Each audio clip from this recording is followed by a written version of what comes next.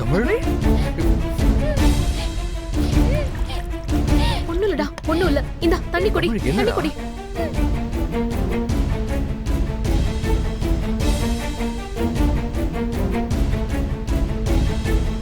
உனக்கு அறிவே இல்லையா? இப்ப எதுக்கு குழந்தை பக்கத்துல உட்கார்ந்து தேவையில்லாதெல்லாம் பேசிட்டு இருக்க? எந்திரிச்சு வெளியே போ.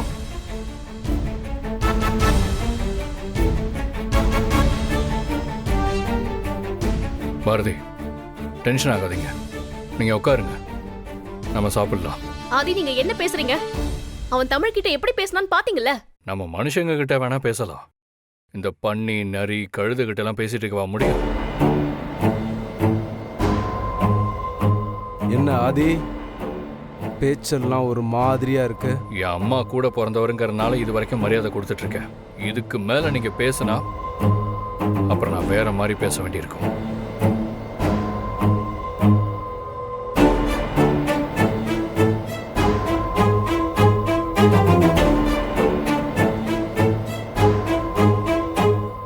தமிழ், சாப்பிடு.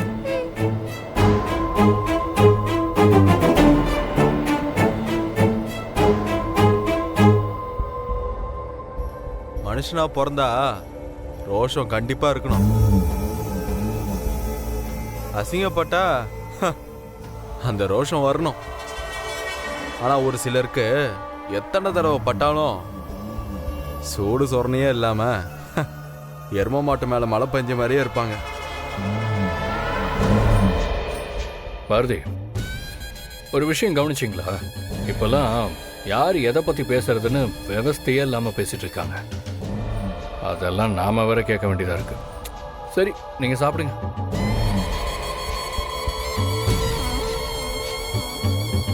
ஸ்வேதா, துரை பேசுற பேச்ச பார்த்தா இன்னைக்கு ஆதிக்கிட்ட அடி வாங்காம அடங்க மாட்டான் போல இருக்க. அவன் அடி வாங்கணும்பா. அப்பதான் 2 பேரும் இருக்கிற பகை பெருசாகி கொழுந்து விட்டு எரிய ஆரம்பிக்கும். நாம அந்த சூட்ல குளிர் காய வேண்டிதான். இவனை வீட்டுக்குள்ள கூட்டிட்டு வந்த காரணமே அதுக்கு தானே ஸ்வேதா. எங்கப்பா ஆதி மாமா பேசக்கூட மாட்டேங்கிறாரு. இவன் பேசிக்கிட்டே இருக்கான். ஒருத்தன் அடிச்சுக்கணும். அவன் மாத்தி மாத்தி எமனா மாறணும்பா.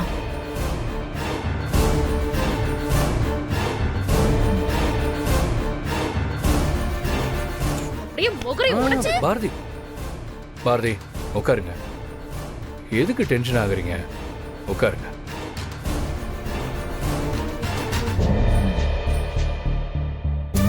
நான் தான் சொல்றேன்ல, உட்காருங்க. அட உட்காருங்களேன்.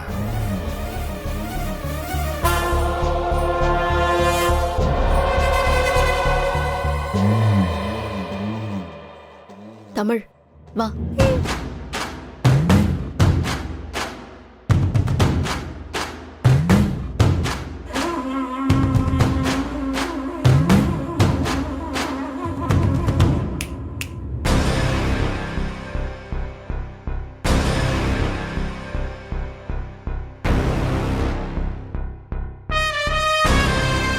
என்னடா அப்படியே ரொம்ப நல்லவ மாதிரி நடிச்சிட்டு இருக்க? டேய், எனக்கு உன்னை அடிச்சு அடிச்சு அழுத்து போச்சுடா. வாடா வா, வந்து அடி. நீ அடிச்சா நான் பயந்து உன் பொண்ணை ஒண்ணு பண்ணாம விட்டுட்டு போயிடுவேன்னு நினைச்சியா? இல்ல தடுத்தா பயந்துருவேன்னு நினைச்சியா? நீ எத்தனை தடவை தடுத்தாலும் நான் 1000 தடவை பண்ணுவேன். நீ என்னடா பண்ணுவ? முடிஞ்சா அடிப்ப, அவ்வளவுதானே? அடிச்சுக்கோ. நீ அடிச்சு அடிச்சு மறுத்து போச்சு. ஆனா இனிமே உன்னால என் மேல கை வைக்கவே முடியாது. ஏன் தெரியுமா? ஏன்னா என் மாமனார் இருக்காரு. தோ என் பொண்டாட்டி ஸ்வேதா இருக்கா. அது மட்டும் இல்லாது நான் உட்கார்ந்து இருக்கிறது என் மாமனார் வீட்டில். இவங்க எல்லாரும் எனக்காக இருக்கிற வரைக்கும் உன்னால என்ன எதுவுமே பண்ண முடியாது. ஏதாவது பண்ணணும்னு யோசிக்க கூட முடியாது. மாப்பிள, இனிமே என் மாப்பிள மேல கை வைக்கிற வேலை எல்லாம் வச்சுக்காதீங்க. அது என் மேல கை வைக்கிற மாதிரி. ஏமாமா, இப்போதான் நான் உங்களுக்கு ஏன் மரியாதை கொடுக்குறேன்னு சொன்னேன். அடுத்த தடவை மறுபடியும் அதை பற்றி பேசிகிட்டு இருக்க மாட்டேன். என்ன பூச்சாண்டி காட்டுறியா? இந்த வேலையெல்லாம் என்கிட்ட வச்சுக்காத, புரியுதா? வேணாமாமா, ஒரு ஸ்டேஜுக்கு மேலே நான் அமைதியாக இருக்க மாட்டேன். என்னடா மாமா மாமாங்கிற? உன்னால் என்ன பண்ண முடியும்? நானும் போனா போகுது, சின்ன வயசுலேருந்து பார்த்து பார்த்து வளர்த்துட்டோமேன்னு பொறுத்து போனா சும்மா ஓவரா ஆட்டம் போட்டுக்கிட்டு இருக்க. நீ என் அக்கா பையன்றதுனால தான் உனக்கும் இவ்வளோ நாளாக நான் மரியாதை கொடுத்துட்டு இருந்தேன். அதோட என் பொண்ணோட வாழ்க்கைக்காக தான் பொறுத்துக்கிட்டு இருந்தேன். அதுவே இல்லைன்னு ஆனதுக்கப்புறம் உனக்கெல்லாம் என்னடா மரியாதை?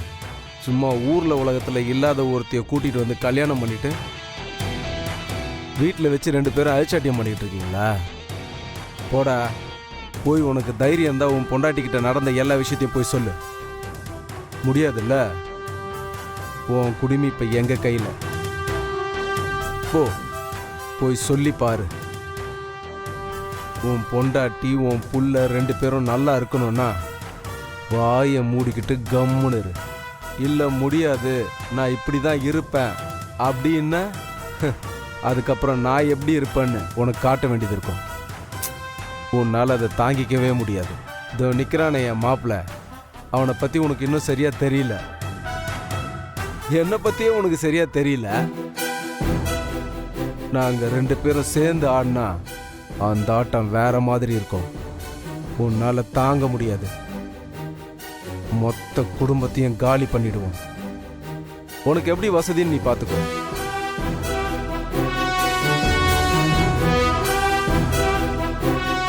என்னடா முறைக்கிற? இதைத்தான் பண்ண வேண்டான்னு சொல்லிக்கிட்டு இருக்க. உன்னால இந்த வீட்டில் எங்க எல்லாரையும் அனுசரிச்சு அமைதியா இருக்க முடியும்னா இரு. இல்லைன்னா உன் பொண்டாட்டி புள்ளிய கூட்டிட்டு இந்த இடத்த நீ தாராளமா காலி பண்ணலாம். புரியுதுல்ல? போட.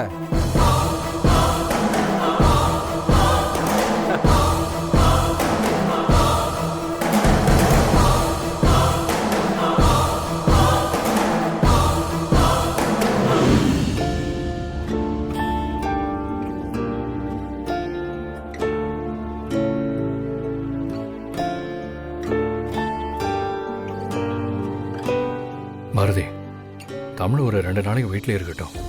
ஸ்கூலுக்கெல்லாம் போக வேண்டாம், சரியா? நானும் அதான் யோசிச்சேன் ஆதி. தமிழ், நீங்கள் இன்னும் ஒரு 2-3 நாளைக்கு நல்லா சாப்பிட்டு வீட்லேயே ரெஸ்ட் எடுப்பீங்களா? நல்லா படுத்து தூங்குவீங்களா? அப்பா அம்மா 2 பேரும் உங்கள் கூடவே இருப்போமா? ம், ஓகேவா? ஓகேப்பா. சரி, ஓகே. இப்போ கொஞ்சம் நேரம் படுத்து தூங்குங்க. ம் ம்.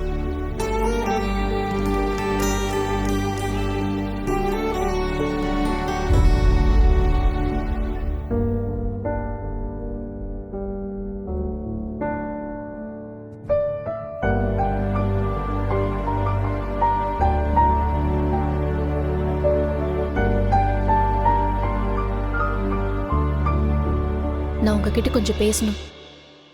சொல்லுங்க. ஏன் எதுவுமே பேசாம அப்படியே இருக்கீங்க? அவங்க பேசுறதெல்லாம் கேட்டீங்கல்ல? அவ்வளவு தூரம் பேசுறாங்க, நீங்க அமைதியாவே இருக்கீங்க. அவன் இனிமே இந்த வீட்ல இருக்க கூடாது. அவனை பார்த்தாலே எனக்கு பத்திக்கிட்டு வருது. தமிழ் மேலேயே கை வச்சிருக்கான். அவனை எதுக்கு இன்னும் விட்டு வச்சிருக்கீங்க? அவனுக்கு இதே வேலையா போச்சு.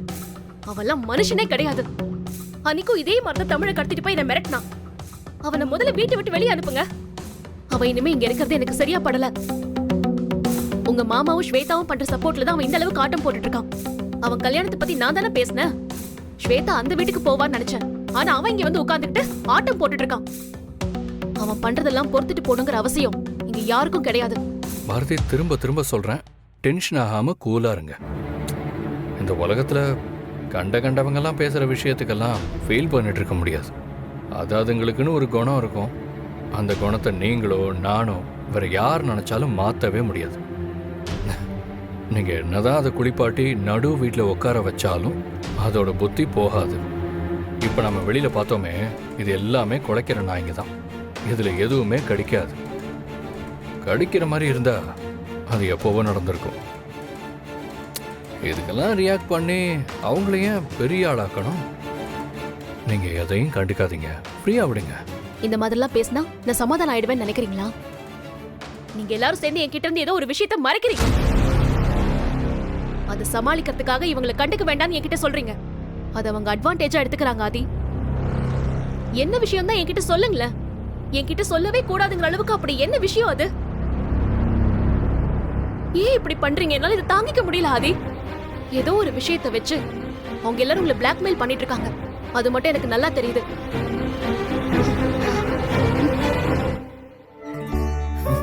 விடுங்க. என்ன பாரதி, என் செல்ல பொண்டாட்டி நீங்க இப்போ எதுக்கு தேவையில்லாம கோவப்படுறீங்க? அவெல்லாம் ஒரு ஆள், அவன் பேசுறதெல்லாம் ஒரு பேச்சுன்னு நீங்க என்கிட்ட பேசிட்டு இருக்கீங்க. எதுக்கு தேவையில்லாம டென்ஷன் ஆகிக்கிட்டு? நான் ஒரு உண்மையை சொல்லட்டுமா?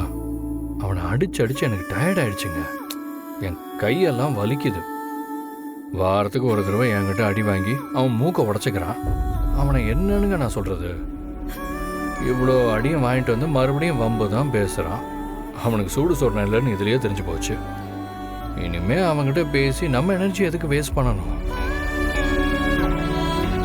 இப்போ என்ன, அவங்க கண்ணு முன்னாடியே இருக்கக்கூடாது, அவ்வளோதானே?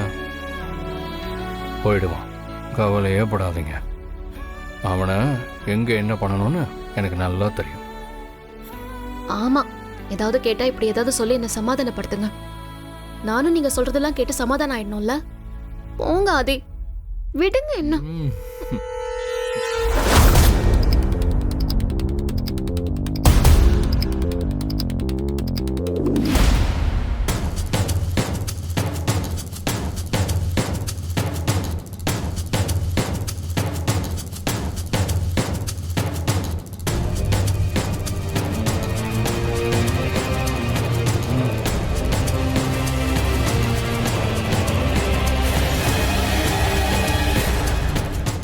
டே தோர, ஆ? அந்த குழந்தைய மறுபடியும் என்னடா பண்ண போற? இங்க பாரு, நான் சொல்றத கேளு. நீ அந்த குழந்தைய எதுவும் பண்ண வேண்டாம். பார்த்தல, ஆதி ஏற்கனவே உன் மேல செம்ம காண்ட்ல இருக்கான். மறுபடியும் ஏதாவது பண்ண போய் பிரச்சனை பெருசாக போகுது. என்ன ஸ்வேதா, நீ அப்படி பேசுற? பயந்துட்டியா? இது பயம் கிடையாதுப்பா, புத்திசாலித்தனம். அந்த ஆதிய பாத்தீங்களா? வெறி பிடிச்ச மாதிரி சுத்திட்டு இருக்கான். அதனாலதான் அமைதியா இருக்க சொல்றேன். ஸ்வேதா, அவன் வெறி பிடிச்சி திரியறதுக்காகலாம் தமிழை ஒன்றும் பண்ணாம இருக்க முடியாது, புரியுதா? விளைவு என்னன்னு தெரிஞ்சுதானே களத்துல இறங்கியிருக்கோம். இப்படி திடீர்னு பேக் அடிச்சா எப்படிமா? அப்படி சொல்லுங்க மாமா. ஸ்வேதா, நான் என்னமோ உன்னை பெரிய தைரியமான பொண்ணு நினைச்சேன். நீ என்னமோ சின்ன விஷயத்துக்கெல்லாம் பயப்படுற. அந்த ஆதிக்கிட்ட சொன்னதுதான் உன்கிட்டயும் சொல்றேன். அவன் எத்தனை நாளைக்கு அந்த குழந்தைய பார்த்துட்டு இருப்பான்? ஒரு நாள், 2 நாள், அட ஒரு 10 நாள், அட ஒரு 50 நாள் பார்த்துக்கிறான்னு கூட வச்சுக்கோயேன். அதுக்கப்புறம் அந்த ஆதி வருஷம் ஃபுல்லா காவல் காத்துட்டு இருக்க போறான்னா என்ன? திரும்பவும் பாரு, நாளைக்கு காலையில அவன் குழந்தைய நான் என்ன பண்ண போறேன்னு நீயே தெரிஞ்சுப்ப. இங்க பாரு, யாரு பண்ணாலும் ஓபனிங் நல்லா தான் இருக்கு, ஆனா ஃபினிஷிங் அவனுக்கு ஃபேவரா இருக்கு. அது அப்படியே நமக்கு தான் ரிவர்ஸ் அடிக்குது. கவலைப்படாத ஸ்வேதா, நாளைக்கு அதை நான் மாத்தி காட்டுறேன்.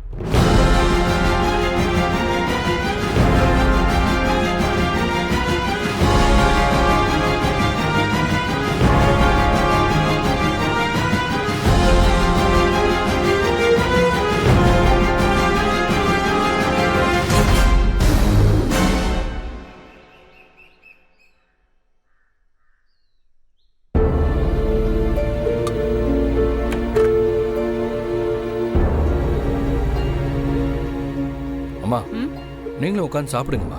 நான் சாப்பிடுறேன்ப்பா, நீ சாப்பிடு. பாரதி, தமிழ் எங்கம்மா? அவ இன்னும் தூங்கிட்டு தான் இருக்காமா. என்னப்பா சொன்னபடி அந்த துரை வேலையை காட்டிட்டான் போல இருக்கு. ஆமாம்மா, இதுங்களுக்கு அது தெரியாம உட்காந்து சாப்பிட்டுக்கிட்டு இருக்கு. குழந்தை நடந்ததை நினைச்சு ரொம்ப பயந்து போயிருக்கா. எதிர்பார்க்காம என்னென்னமோ நடந்து போச்சு. இப்ப என்ன பண்றதுன்னே தெரியல. கொஞ்ச நாளாவே இந்த வீட்ல நடக்கிறது எதுவுமே சரியில்லை. இந்த வீட்டில் இருக்கக்கூடாதவங்க இருக்கிறதுனால தான் தேவையில்லாமல் நிறைய விஷயம் நடக்குதுமா. நீங்கள் அதை பற்றிலாம் கவலைப்படாதீங்க. இன்னிலேருந்து எல்லாமே சரியாகும். என்ன ஆதி சொல்ற? அம்மா, வேற ஒன்றும் இல்லைம்மா. நல்ல விஷயங்களை பேசினா நல்லது தாம்மா நடக்கும். நீங்கள் வேற ரொம்ப அப்செட்டாக இருக்கீங்கள, அதனால ஆறுதலாக இருக்கட்டுமேன்னு அப்படி சொன்னேன். அம்மா, கொஞ்சம் குழம்பு ஊற்றுங்க. பாரதி, டைம் ஆச்சுமா. உடம்பு சரியில்லாம இருக்கிற குழந்தை இவ்வளவு நேரம் சாப்பிடாம தூங்கிட்டு இருந்தா அது சரியா வராது. நீ போய் தமிழை எழுப்பி கூட்டிட்டு வா. சரிங்கம்மா.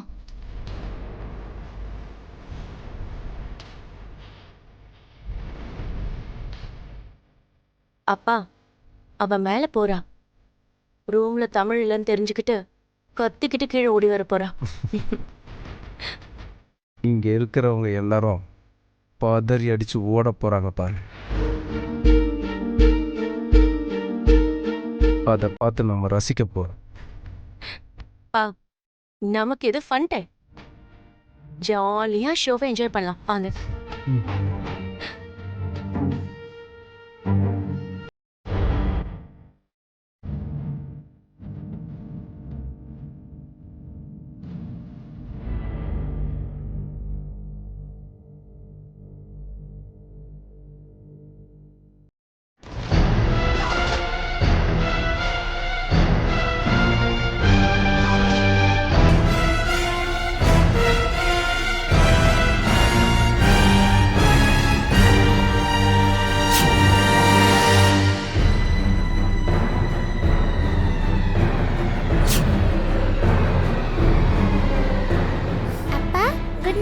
மார்னிங். டிஃபன் சாப்பிடலாமா தமிழ்? தமிழ், நல்லா தூங்குனீங்களா?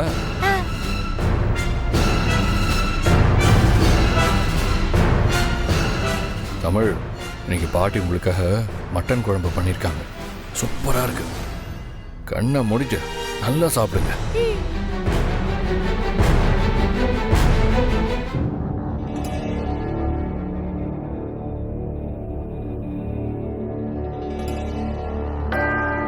ஸ்வேதா, வா. எங்கப்பா கூப்பிடுறீங்க? வா சொல்றேன்.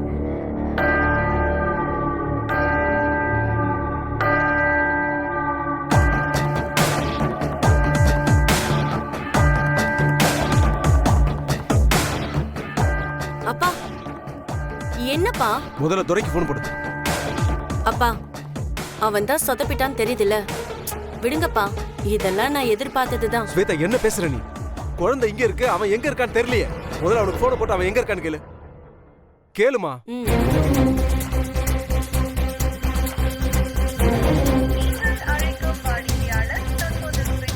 எடுத்தானா இல்லையா? இல்லப்பா, ஸ்விட்ச் ஆஃப்னு வருதுப்பா.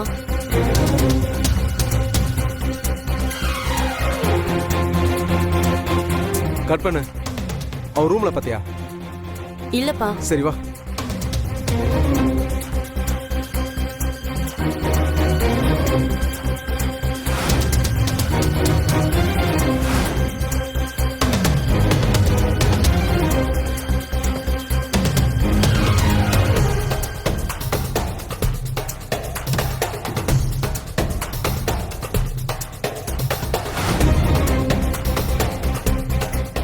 என்னம்மா இங்கேயும் இல்ல?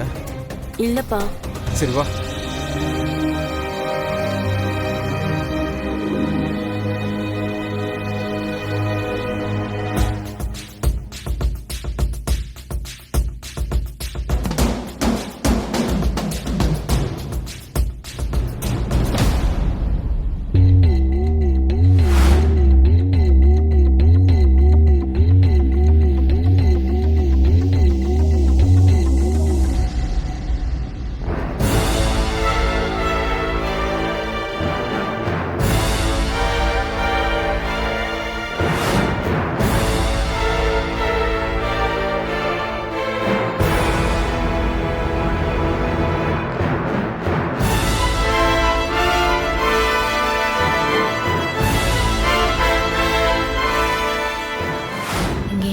நமக்கு தெரியாம நடந்துட்டு இருக்கு. ஆனா அது என்னன்னு தான் தெரியல. ஆனா அது எல்லாமே நம்மள சுத்தியே நடக்கிற மாதிரியே இருக்கே. என்னவா இருக்கும்?